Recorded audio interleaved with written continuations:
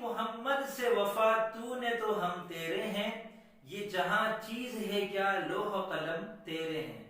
دوستو یہ تو سب کو پتا ہے کہ اس شعر میں ہم اور قلم قافیہ ہیں، لیکن بہت کم لوگ ہیں جن کو یہ پتا ہوگا کہ یہ شعر فاعلاتن فعلاتن فعلاتن فعل کے وزن پر ہے۔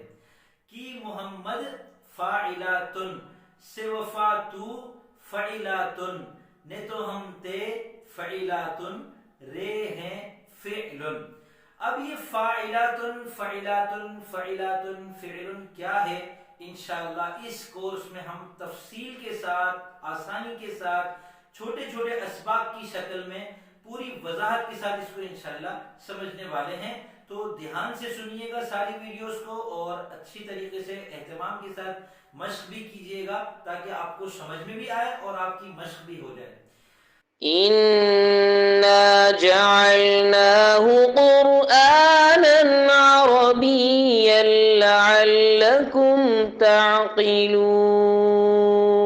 بسم اللہ الرحمن الرحیم۔ السلام علیکم ورحمۃ اللہ وبرکاتہ۔ میں محمد اسامہ سرسری۔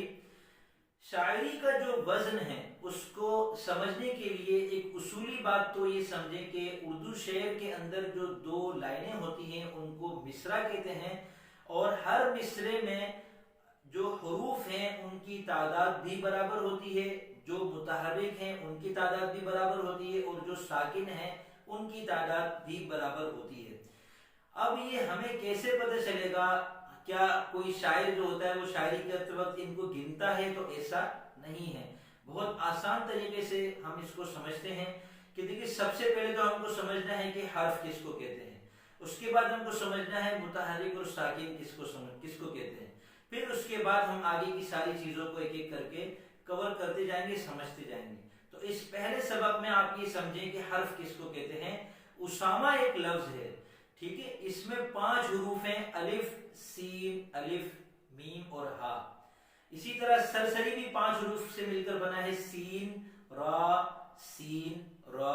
یا۔ تو آپ کو پتہ چل گیا کہ الف با تا سا جو ہوتے ہیں یہ حرف ہوتے ہیں، اور ان حروف سے مل کر جو بنتا ہے اس کو لفظ کہتے ہیں۔ تو اب اس سبق کا کام آپ کو نیچے کمنٹ میں لکھ کر یہ دکھانا ہے کہ آپ کے جو نام ہیں اس کے اندر کون کون سے حروف پائے جاتے ہیں۔ آپ فوراً یہ کام کریں، انشاءاللہ آپ کا ایک ایک سبق چیک کیا جائے گا۔